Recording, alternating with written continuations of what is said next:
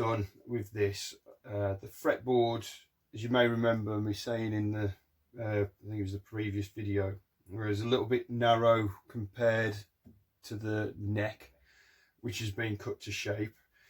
So what I've decided to do, I'd said that I was going to put some binding on this fretboard, and Stuart Barker made a great suggestion of getting some of the offcuts from the neck blank and having them as binding, and I really like that idea. So I managed to find a couple of pieces that were literally just long enough for the fretboard.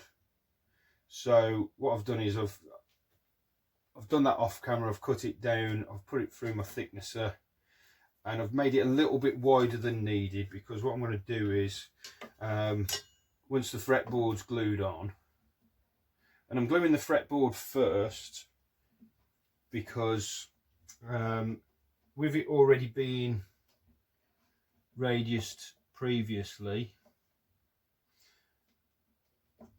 the binding sits higher on the fretboard, against the fretboard, when it's flush to the base of the neck. So what I'm actually going to do is glue the fretboard in first. The fretboard will be re-radiused. When I took the frets out, I noticed it was going to need some tidying up, but I figured the radius on it, I think, is actually a 16-inch radius, and I'm going to be I think I'm going to put a 12 on it. Because of that, and me cutting the binding a little bit taller, if I clamp this, it's not gonna hold the fretboard to the neck properly, so the glue will dry and it will be uneven and possibly not holding spots, and I don't want that. So what I've done, what I'm going to do actually is, once the fretboard is glued in, I'll be doing a clean up in the channel down the side of the fretboard where the binding will sit, and then where's the other one? There it is. And then I'll glue them in place.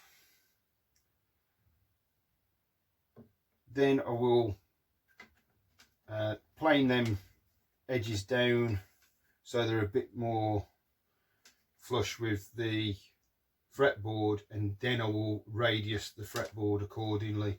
But what I'm also going to do is, because there's the excess, I will then get my router and run it down the edge so that the binding sits flush with the neck, and then when I come to shaping the neck, I'll blend that in to the binding, and then I'll put the dots in afterwards.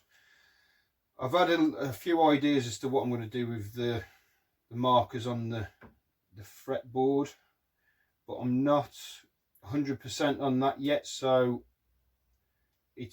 I'm not going to say anything about that yet. I may leave it blank, but once it's re-radiused and trimmed up, I will then re-slot the fret slots, and then it will be a matter of fretting it. So this is this week's job: gluing the fretboard, gluing the binding, tidying up, re-radius, fretting and shaping the neck.